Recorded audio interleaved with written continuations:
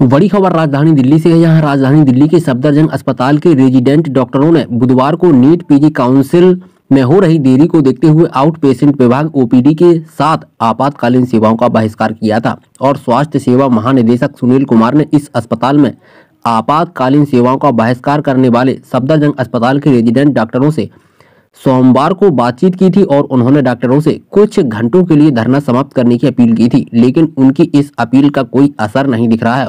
वहीं सफदरजंग के resident doctor आज भी हड़ताल पर हैं, जिसमें आपको बता दें कि सफदरजंग में राम मनोहर लोहिया, कलावती सरन और सुचेता कृपलानी अस्पताल में लगभग 4000 रेजिडेंट डॉक्टरों की हड़ताल की वजह से इमरजेंसी में आए गंभीर मरीजों का भी इलाज नहीं हो पा रहा है और हड़ताल का आंशिक असर जीटीबी अस्पताल में भी रहा है। और इस दौरान लोकनायक और एम्स की इमरजेंसी चालू रही और दोनों अस्पतालों में मरीजों की लंबी कतार देखने को मिली है। सुने जरा डॉक्टरों को। पहले आप अपना नाम बताएं। मैं डॉक्टर मानिक हूँ, एसआर एनेस्थीसिया और आरडीए प्रेसिडेंट सफदरजंग।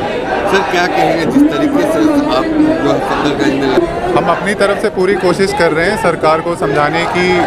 पहले हमने बातचीत से कोशिश करी सरकार को कि हम अपनी सेंसिटिव उनको करें कि भाई हमारे इश्यूज़ जो हैं आप सेंसिटाइज हो जाइए। हम इतने परेशानी में already doctors physically mentally exhausted हैं। कोरोना की 2 वेव्स झेल चुके हैं, तीसरी वेव का माहौल बन रहा है देश में। आपको स्ट्रेंथ मैन पावर बढ़ाने की बजाय मैन पावर हमारी डिप्लीट होती जा रही है। एक पीजी बैच हमारा ऑलरेडी एसआर बन चुका है, एक पीजी बैच हमारा एग्ज़ाम गोइंग होने वाला है, एक पीजी बैच अब बचा है बस।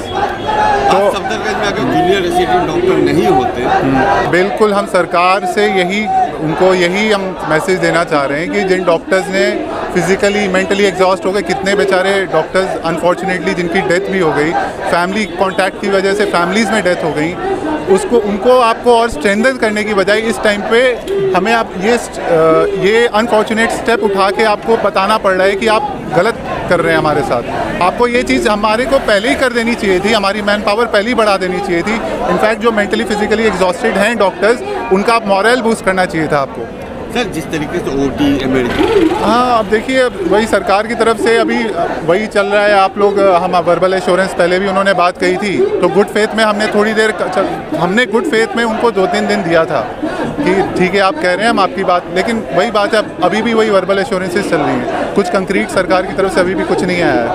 तो अब ये मतलब सरकार को कुछ कंक्रीट अपनी तरफ से एक्सपेडाइट करने के लिए देना चाहिए, तब हम देखेंगे क्या करना है आगे। मनीष सर क्या कहेंगे अभी तक आप? देखिए प्रोटेस्ट तो हमारा 27 तारीख से ही स्टार्ट हो गया था, आज 12वां दिन है। अब तो पिछले आज तीसरा दिन है जो इमरजेंसी सर्विसेज भी हमने बंद कर रखी है और मांग तो हमारा स्टार्टिंग से एक ही है, डे 1 से एक ही है, आप काउंसलिंग जल्द से जल्द करवाइए क्योंकि यहाँ पे काफ़ी दिक्कत हो रही है। यहाँ पे जितने डॉक्टर्स काम कर रहे हैं बिल्कुल थक चुके हैं। ये बात सरकार को समझनी पड़ेगी और ये भी समझनी पड़ेगी कि कोरोना का तीसरा लहर आने वाला है, आप एंटिसिपेट कर रहे हैं तो आपको मैन पावर की ज़रूरत है। आप ग्राउंड पे आके देखें तो यहाँ पे बहुत ज़्यादा कमी है लोगों की।